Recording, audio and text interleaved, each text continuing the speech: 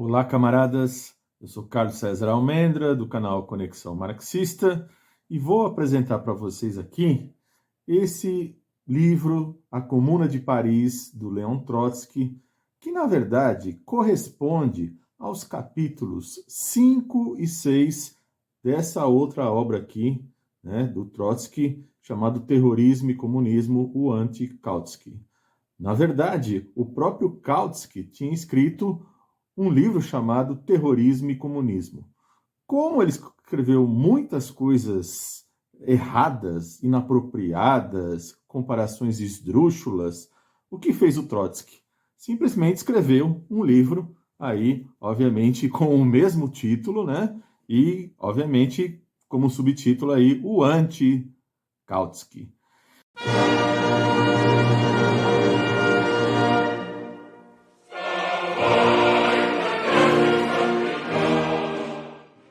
Vale a pena você se debruçar, porque aqui você vai ter temáticas muito importantes. Eu destaco aqui a questão da organização, a questão da democracia e do chamado terrorismo, porque, afinal de contas, vocês sabem muito bem que os comunistas são acusados de seres ligados ao terrorismo, praticarem o terrorismo. Aliás, é isso que a grande imprensa e o poder faz conosco o tempo todo. Portanto, é daí que é muito importante você debruçar-se sobre essa obra do Trotsky, né?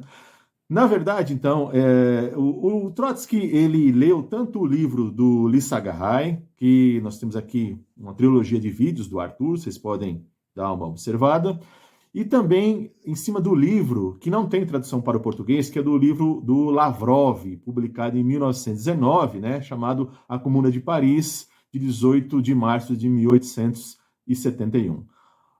Na verdade, você tem ali uma crítica, portanto, feroz do Trotsky ao Kautsky, onde ele vai mostrar que o Kautsky faz, assim, paralelos grosseiros, tendenciosos entre a Comuna de Paris e o poder soviético, né? Ou seja, o Kautsky vai ver qualidades na Comuna, onde o Trotsky vai dizer que, na verdade, são os seus erros e as suas infelicidades, né? Ou seja, Trotsky diz que, igual a todos os mandarins da social-democracia, o Kautsky vê na organização um meio aí para prejudicar a ação revolucionária. Portanto, o Kautsky não é aquele sujeito afeito à organização. Isso vai ser uma das principais críticas que você vai ver ao longo de todo o livro. Nas palavras do próprio Trotsky, lá na página 50, ele diz o seguinte, né, que o barco de Kautsky foi construído para navegar águas tranquilas dos lagos e não para atravessar o mar alto e enfrentar as tempestades. Ou seja, então, para vocês entenderem do que o Trotsky está tratando, mostra que Kautsky, ele pensa com fórmulas mortas, né? Ele deforma a perspectiva dos acontecimentos através do quê?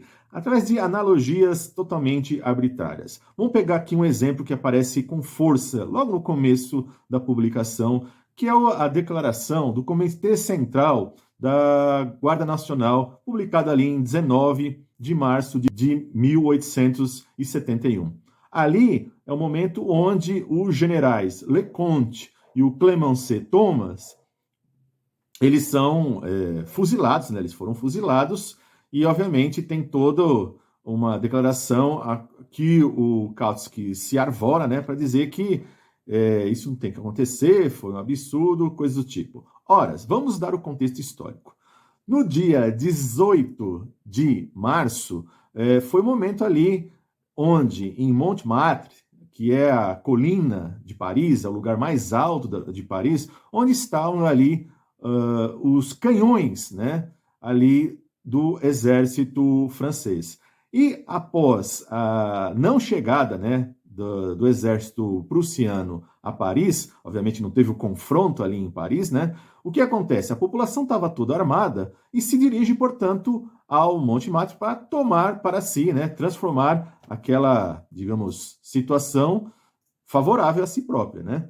E o que faz os generais Leconte e o Clement Thomas, ou Thomas, né, em francês, né? Eles simplesmente mandam os soldados atirarem na população. Ou seja, manda atirar ali na população armada, que envolvia homens, mulheres que subiam com crianças, né? Ou seja, não tiveram pudor. E os soldados não fizeram isso. Inclusive, ali é o marco do início da Comuna de Paris, né? Quando os soldados simplesmente se confraternizam com aqueles cidadãos franceses. Então começa ali a Comuna de Paris e esses dois generais são presos. E, obviamente, no dia seguinte são fuzilados pelos soldados, né? Portanto, aquela declaração de um joga para o outro, né? Quem foi uma reação espontânea, né? Devido ao que eles iam praticar. Portanto, já tinha um histórico, o Leconte e o Clement Thomas, né?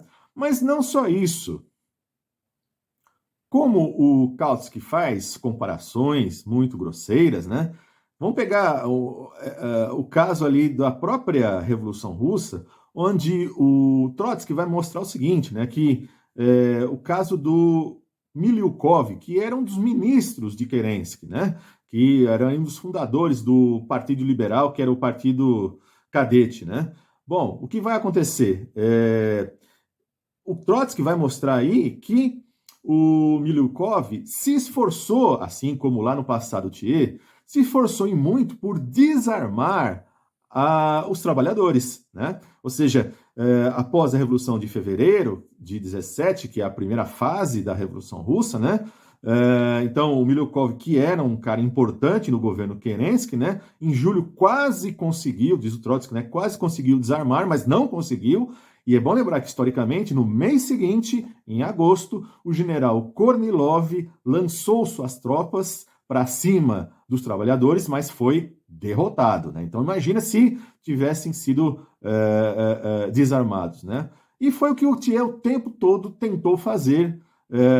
Não conseguiu, obviamente, e rapidamente ele sai ali para Versalhes e sai sem trocar nenhum tiro, né? Isso também é outra crítica, né? Que o Trotsky, aliás, lá no passado o próprio Marx já tinha apontado, né? E essas coisas o Kautsky não considera, porque como um social-democrata, o tempo todo ele vê toda a organização tem que ser voltada, toda a ação tem que ser voltada no sentido da paz, no sentido, como um bom social-democrata, não em ações mais contundentes. Mas não só isso, tem um caso ainda pior, porque ainda o Miliukov, depois da Revolução de Novembro, né, a segunda fase da Revolução Russa, ele vai ser um exilado, né, ele vai embora e depois ele vai viver até 1943, mas no início da Segunda Guerra Mundial ainda foi um cara que apoiou o exército russo. Mas tem coisa pior, né? O Trotsky vai mostrar que teve o caso do general Krasnov, né? O general Krasnov vai ser o cara que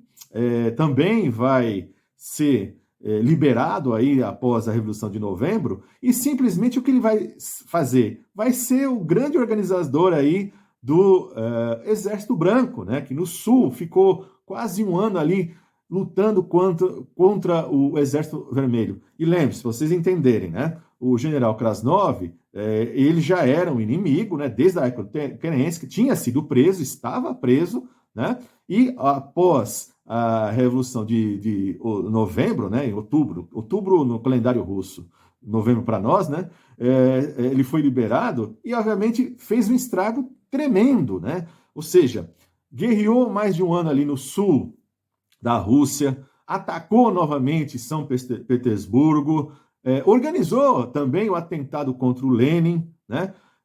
Foi responsável por assassinato aí da organização do Moisei Uritsky, que era um dos grandes lideranças dos bolcheviques, que muita gente não conhece, né?